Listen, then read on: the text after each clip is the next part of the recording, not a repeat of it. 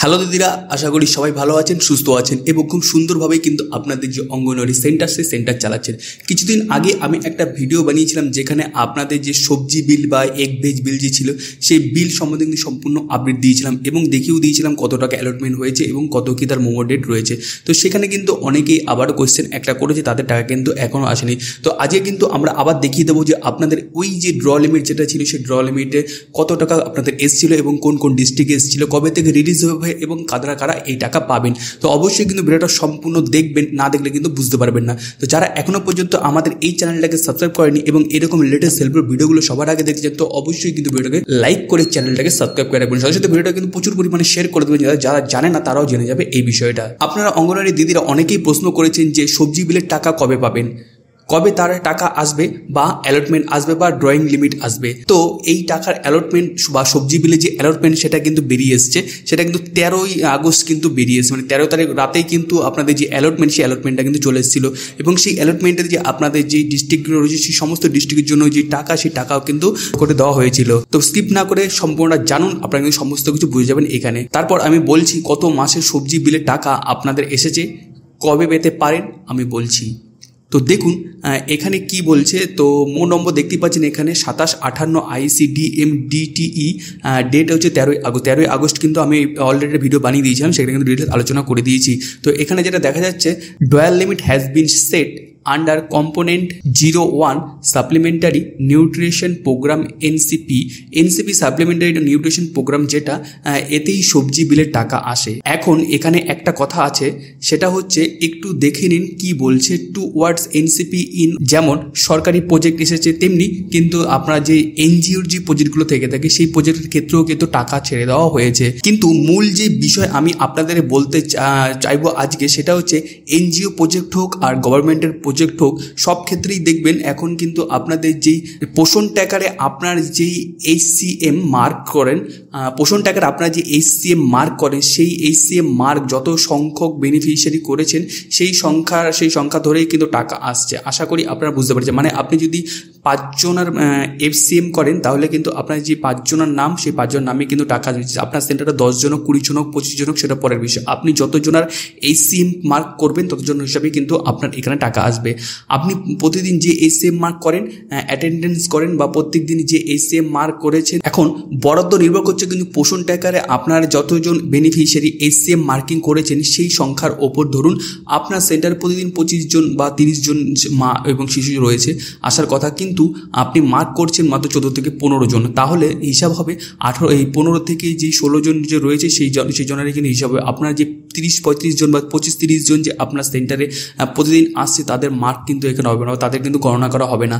এখন ধরুন পুরো ব্লকে যদি আমরা এখানে যদি 55 বা 50টা সেন্টার ধরি এবং প্রত্যেক কটা সেন্টারে যদি ঠিক এই রকম করে মার্ক করা হয়, প্রতিদিন কম কম করে মার্ক করা হয়, তাহলে আপনার যে ডিস্ট্রিক্ট থাকবে সেই ডিস্ট্রিক্টের যে অ্যালটমেন্ট সেই অ্যালটমেন্ট কিন্তু অনেকটাই কমে যাবে এবং আপনি কিন্তু এখান থেকে অনেকটাই কম টাকা পাবেন। এটা এমন যেমন বাজার করতে গেলে আপনি যেমন তালিকায় যদি কোনো কিছু লিখে নিয়ে যান এবং গিয়ে বাজার দোকানদারকে বলেন যে এইটা 5 কেজি, ওটা 10 কেজি, ওটা 15 কেজি, দোকানদার ঠিক সে দামটাই নেবে আপনার থেকে। নিশ্চয়ই যেটা 5 কেজি চেয়েছে সেটার দাম 10 কেজি নেবে না, যেটা 10 কেজি চেয়েছে সেটার দাম 3 কেজি নেবে না। তো যে আপনি যেটা লিখবেন বা যেটা দিয়েছেন সেটাই নেবে। সেম একই রকম কিন্তু এখানেও HCM মার্কিংটাও সেই রকমই, আপনি যা HCM মার্কিং করবেন সেই উপরেই কিনতে হবে। মানে পোষণ টাকাটা কিন্তু আপনাকে প্রত্যেক দিনেরটা প্রত্যেক দিন তুলতে হবে, তাহলে কিন্তু আপনাদের যে বিল সেই বিল কিন্তু বাড়বে, কমবে না। বেশিরভাগ জায়গায় কিন্তু মে মাস পর্যন্ত টাকা দেওয়া হয়ে গিয়েছে, কিছু কিছু জায়গায় এপ্রিল পর্যন্ত হয়েছে, আবার নতুন যে বরাদ্দ এসছে সেটা জুন জুলাই, আবার যে সমস্ত জায়গায়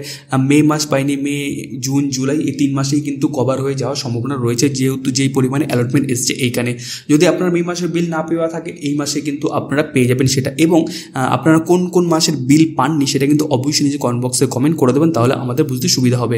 এবার অনেকেই বলবে যে আমাদের টাকা কিন্তু দেরিতে আসছে। তো এবার দেরিতে আসার একটু কারণ রয়েছে, কারণ অনেক CDPO স্যার ম্যাডাম কিন্তু ট্রান্সফার হয়েছেন এবং নতুন যারা চার্জে এসেছেন তাদের একটু সময় লাগে, তাদের যে কেবিন রয়েছে বা তাদের যেই সভাটা রয়েছে সেটা গুছিয়ে নেওয়ার জন্য যে সময়টুকু, সেই সময়টুকু নিয়ে কিন্তু তারা কাজ করছেন, তার জন্য কিন্তু সময় আপনাদের কাছে একটু বেশি লাগছে।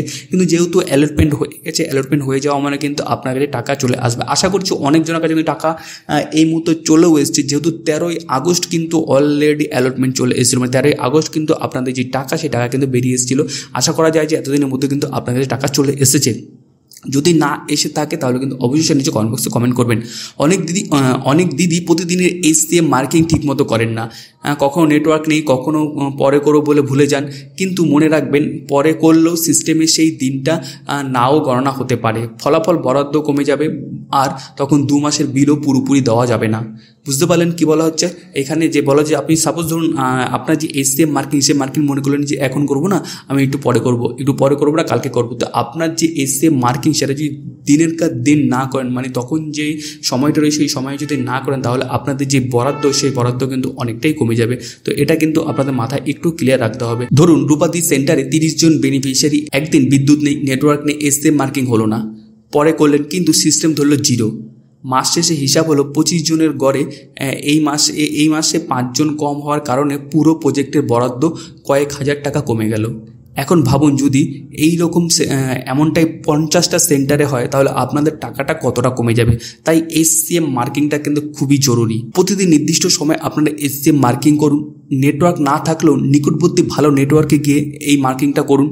CDPO অফিসে বরাদ্দ ও বিলের অবস্থা জেনে রাখুন, তাতে কিন্তু আপনাদের বেশি সুবিধা হবে। অবশ্যই কিন্তু আপনার এই SCM মার্কিংটা কিন্তু করবেনই। তো দেরি হলেও টাকা আসছে, জুন, জুলাই বা মে মাসেও কিন্তু আপনারা পেয়ে যাবেন যদি কারো পেন্ডিং থেকে থাকে। তো আপনারা যদি সঠিকভাবে কাজ করেন, ভবিষ্যতে কোনো বরাদ্দই কমবে না, উপরন্তু বাড়বে। এই ব্যাপারটুকু আপনাদের মাথায় রাখতে হবে। এখন কিন্তু সবই কিন্তু রয়ে গেছে অনলাইনে। তো অনলাইনে যদি আপনার পোষণ টাকাটা যদি সব কিছু ঠিকঠাক করে না তোলেন, তাহলে কিন্তু আপনাদের নিজেদেরই টাকা কমে যাবে। আপনি যদি মনে করেন যে আপনি তুলবেন না, অন্য কেউ আপনারটা তুলে দেবে, তাহলে কিন্তু হবে না। আপনি না তোলা মানে হচ্ছে অন্য কারোরও ক্ষতি করার সাথে সাথে কিন্তু আপনারও ক্ষতি করা। এবং যেহেতু সব কিছু এখন অনলাইন হয়ে গেছে, অফলাইনে কিছু নেই যে অফলাইনে আসবে আপনারটা চেক করবে দেখবে, তা কিন্তু না। এখন যা কাজ আপনাকে নিজেকেই করতে হবে। আপনি যদি মনে করেন যে আমি করব, তাহলে আপনারা টাকা পাবেন, আর যদি মনে করেন যে করব না, তাহলে আপনাদের টাকা কম আসবে। তো অবশ্যই কিন্তু এই কথাটা আপনাদের মাথায় রাখতে হবে, যেহেতু এখন অনলাইনের যুগ, আর আপনাদের সবার ফোনেই কিন্তু এখন পোষণ টাকা রয়েছে, আর ওই পোষণ টাকারই কিন্তু সব থেকে বেশি কাজে আসবে। ওই পোষণ টাকার যদি আপনারা সব কিছু ঠিকঠাক করে তোলেন, তাহলে আপনাদের যে টাকা, সেই টাকা কিন্তু দ্বিগুণ হবে বা বাড়বে, কমবে না।